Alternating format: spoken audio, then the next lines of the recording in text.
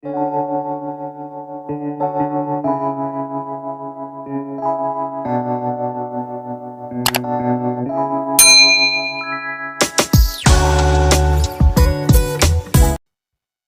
teman-teman, jumpa lagi bersama saya Marta Tri.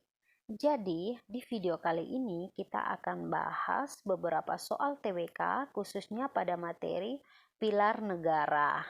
Tanpa berlama-lama lagi, kita langsung ke soal-soalnya ya. Soal pertama, perubahan Undang-Undang Dasar Negara Kesatuan Republik Indonesia sangat berpengaruh terhadap ketatanegaraan Indonesia, termasuk sistem pemerintahan negara Indonesia. Berikut ini yang membedakan sistem pemerintahan sebelum dan sesudah perubahan Undang-Undang Dasar Negara Kesatuan Republik Indonesia adalah: A. Sebelum amandemen, Presiden sebagai kepala negara. Sesudah amandemen, Presiden hanya menjabat kepala pemerintahan. B. Sebelum amandemen, Menteri bertanggung jawab kepada Parlemen. Sesudah amandemen, Menteri bertanggung jawab kepada Presiden. C. Sebelum amandemen, Presiden dipilih oleh MPR. Sesudah amandemen, Presiden dipilih langsung oleh rakyat. D. Sebelum amandemen, MPR berkedudukan sebagai lembaga tinggi negara. Setelah amandemen, MPR berkedudukan sebagai lembaga tertinggi negara. E. Sebelum amandemen, kekuasaan presiden tidak terbatas. Sesudah amandemen, kekuasaan presiden terbatas. Baik teman-teman, jadi jawabannya di sini adalah C, yaitu sebelum amandemen presiden dipilih oleh MPR dan sesudah amandemen presiden dipilih langsung oleh rakyat. Terdapat pada pasal 6 ayat 2 Undang-Undang Dasar 1945 berbunyi presiden dan wakil presiden dipilih oleh MPR.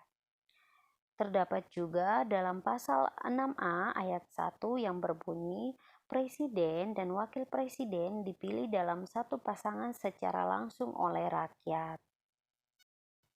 Soal 2, Bhinneka Tunggal Ika merupakan sesanti yang digunakan oleh negara Indonesia sebagai identitas nasional. Sesanti ini terdapat dalam kitab yang ditulis pada masa kerajaan yang disebut sebagai cikal bakalnya negara Indonesia. Kerajaan yang dimaksud adalah A. Majapahit, B. Sriwijaya, C. Singosari, D. Kutai, E. Samudra Pasai. Baik teman-teman, jadi jawabannya di sini adalah A, yaitu Majapahit. Jadi slogan Bhinneka Tunggal Ika dikutip dari tulisan Empu Taruntular, yaitu Kakawin Sutasoma yang ditulis pada masa kerajaan Majapahit. Soal 3, Muhammad Yamin merupakan salah satu pahlawan nasional yang berjuang sejak masa pergerakan. Ia bergabung dalam organisasi Jom Sumatranen Bond dan menyusun Ikrar Sumpah Pemuda yang dibacakan pada Kongres Pemuda II. Muhammad Yamin juga berperan penting dalam persiapan kemerdekaan negara Indonesia.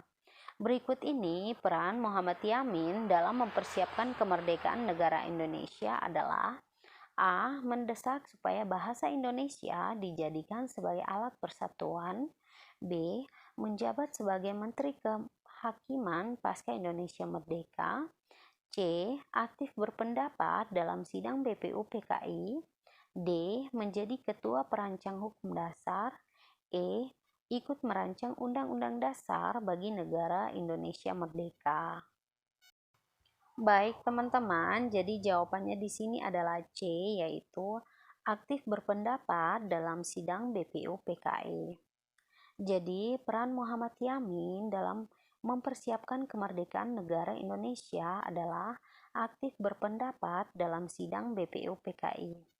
Ia berpendapat bahwa hak asasi manusia dimasukkan ke dalam konstitusi negara.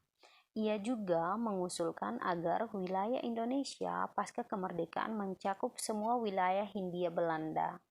Ia juga menyampaikan usulan terkait dasar negara Indonesia merdeka. Soal 4, perilaku toleran merupakan hal yang mutlak diperlukan bagi kerukunan masyarakat yang memiliki keberagaman agama. Berikut ini merupakan contoh perilaku masyarakat yang menunjukkan kerukunan antar umat berbeda agama adalah: A. Bergotong royong membersihkan lingkungan sekitar. B. Mengikuti kegiatan keagamaan. C. Merayakan hari besar keagamaan yang ditetapkan pemerintah.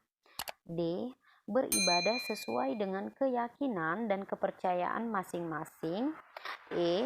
Mengadakan dialog antar umat beragama. Baik teman-teman, jadi jawabannya di sini adalah A, yaitu bergotong royong membersihkan lingkungan sekitar.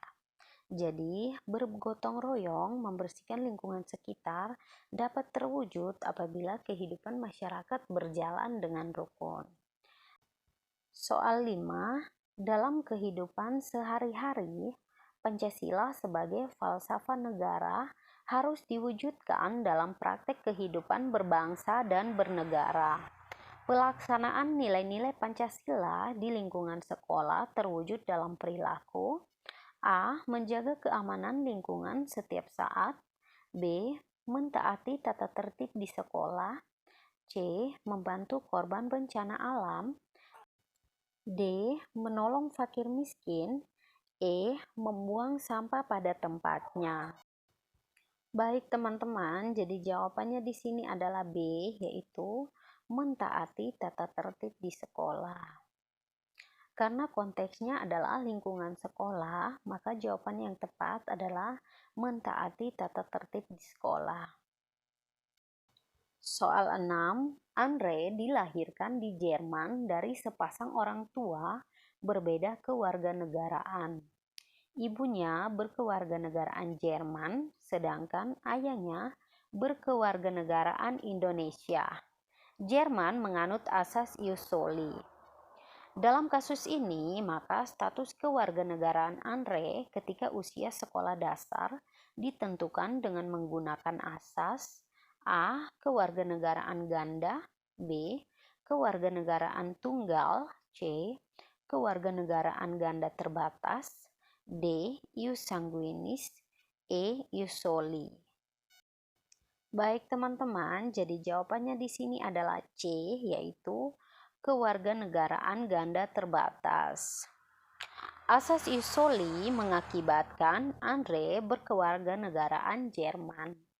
Asas ius sanguinis yang dianut negara Indonesia juga mengakibatkan Andre berkewarganegaraan Indonesia. Maka asas yang berlaku adalah kewarganegaraan ganda terbatas karena pada saat berada di sekolah dasar usia Andre adalah 7-12 tahun. Jadi di sini Andre belum berusia 18 tahun sehingga Andre belum berhak memilih kewarganegaraan. Baik teman-teman, jadi itu tadi beberapa soal yang sudah kita bahas. Semoga video ini bermanfaat untuk teman-teman. Jangan lupa like, subscribe, dan juga komen ya. Sampai jumpa di video saya selanjutnya. Bye-bye.